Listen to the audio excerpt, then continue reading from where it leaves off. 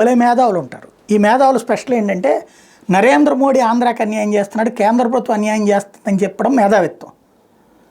అదే సందర్భంలో ఆంధ్రాకి ఏమన్నా వస్తే వీళ్ళు మాట్లాడరు, ఎవడి కోసం ఇస్తున్నాడు అంటారు.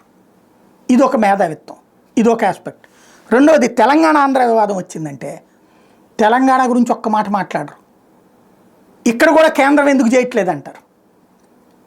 దాంట్లో మనకి నచ్చని పార్టీ అధికారంలో ఉందనుకోండి, వీడి వల్ల అంటారు, వీడు అమ్ముడు పోయాడు అంటారు.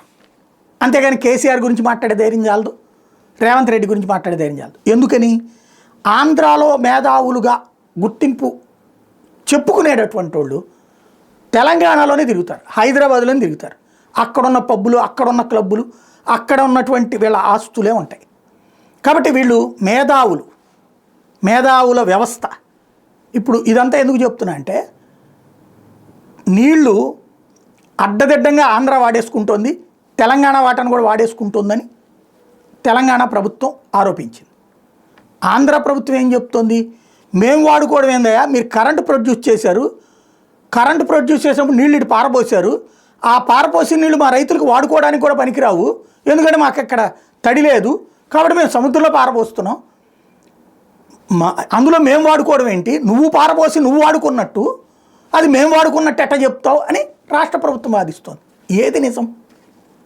ఎవరు చెప్పాలి ఇది? ఇరిగేషన్ లెక్కలు ఎక్కడే ఉంటాయి, అక్కడే ఉంటాయి. మేధావులు ఇది చెప్తారా? తెలంగాణ గురించి మాట్లాడే ధైర్యం ఉండదు. ఇది వింత.